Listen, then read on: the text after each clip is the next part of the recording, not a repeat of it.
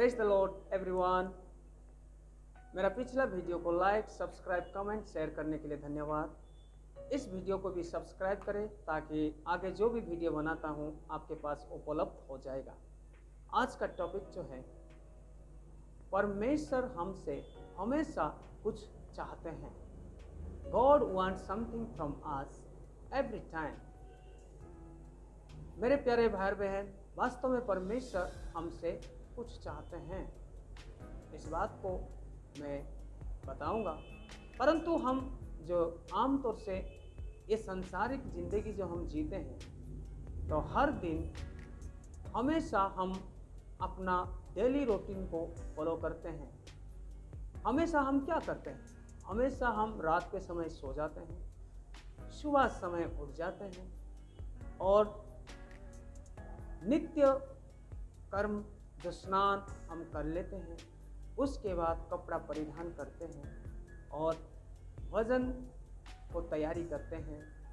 उसके बाद कोई ऑफिस को जाने के लिए, कोई अपना कार्यक्षेत्र को जाने के लिए, कोई अपना विद्यालय को जाने के लिए तैयारी करते हैं और उसके बाद हम अपने अपने जगह को, यानी कि अपना कार्यक्षेत्र या बच्चे अपना विद्यालय को चले जाते हैं और फिर हम अपना कार्यक्षेत्र से या विद्यालय से घर वापस आते हैं।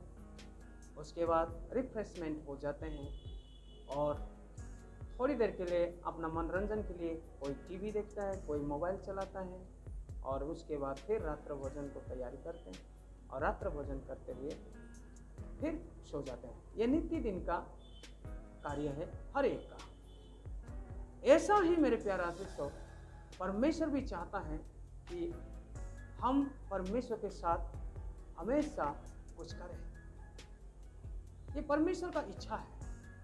इसीलिए आज जो हम भजन संहिता 62 का 8 आयत पढ़ा, वहाँ पर हमेशा क्या करने के लिए बता रहे हैं कि हे लोग, हर समय उस पर भरोसा रखो।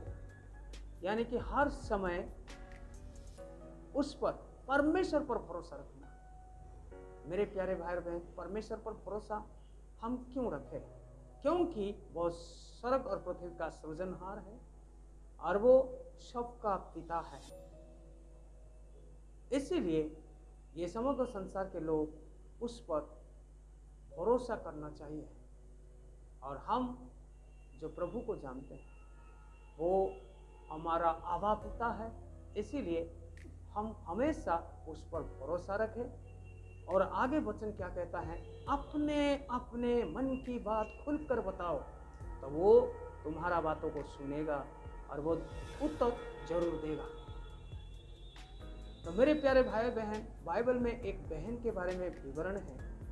वो परमेश्वर पर हमेशा भरोसा करती थी और अपना मन की बात को खोलकर वो बताया करती थी और परमेश्वर ने उसका पुकार को सुना और उत्तर भी दिया। उस बहन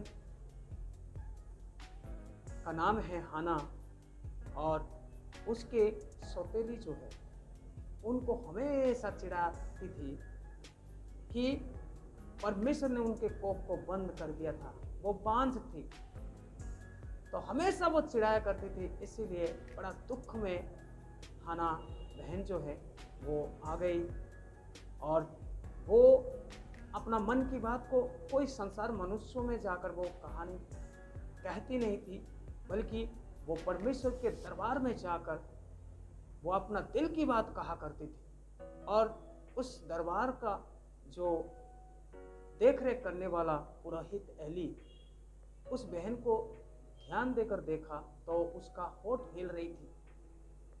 एली को ऐसा लग रहा था कि ये कोई मदिरा पीकर आए हैं और यहाँ पर मदिरा या नाशा में जो डूब जाते हैं उनके जैसा हरकतें कर रही।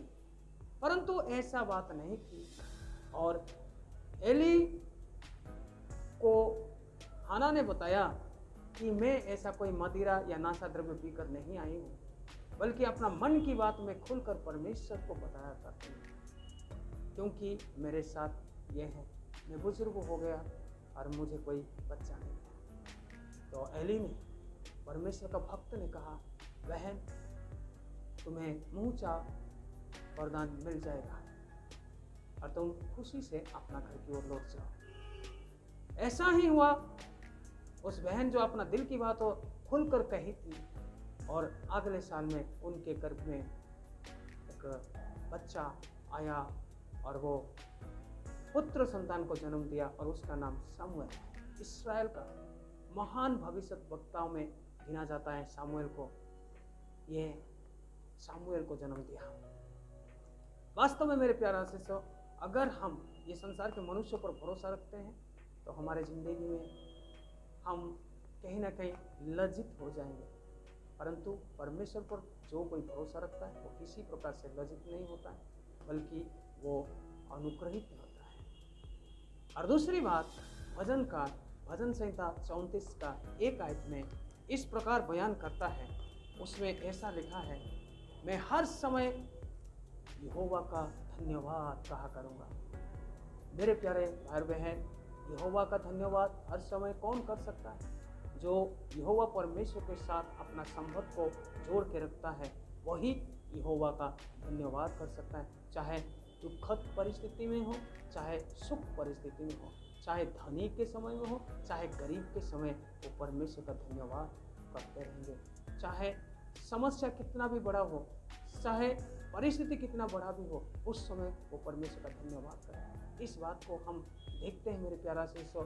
आयुब जो है परमेश्वर की दृष्टि में एक खरा जिंदगी जीने वाला व्यक्ति, उनका एक दिन सब कुछ लूट गया और आखिरी में उसके पत्नी भी और उसके विरुद्ध में आ गए और उसी समय वो पत्नी परमेश्वर को डांटकर पाप में गिर जा और तू मर जा करके जब कहा, उसी समय मेरे प्यारे भाई बहन, आयुब ने कहा उस परमेश्वर ने दिया था, उस परमेश्वर ने ले लिया।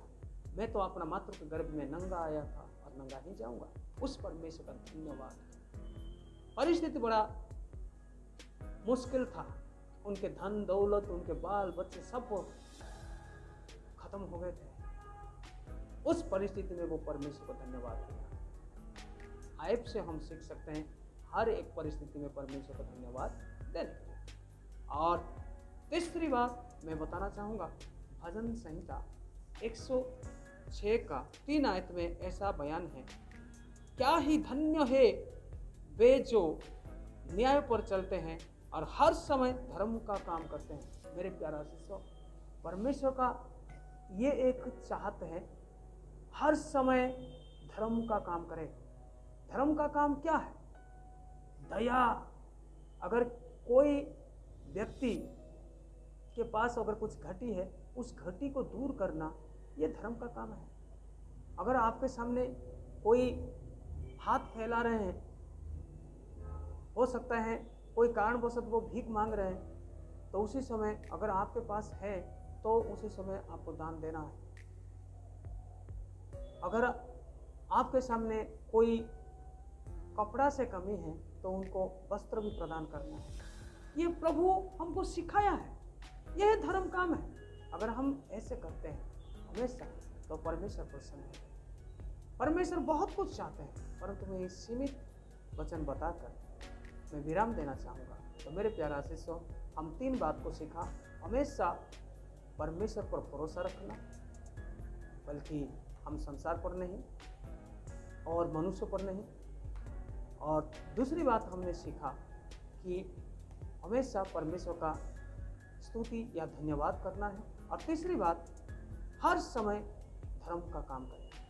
अगर हम ये सारी बातें करते हैं, परमेश्वर हमारे ऊपर प्रसन्न होते हैं। हमारा चाल चलन के द्वारा जो हम उसके लिए करते हैं, उसके द्वारा वो प्रसन्न हो जाते हैं और हमारे साथ अच्छा ही अच्छा करते हैं। प्रभु इस वचन के द्वारा आप सबको आशीष करें।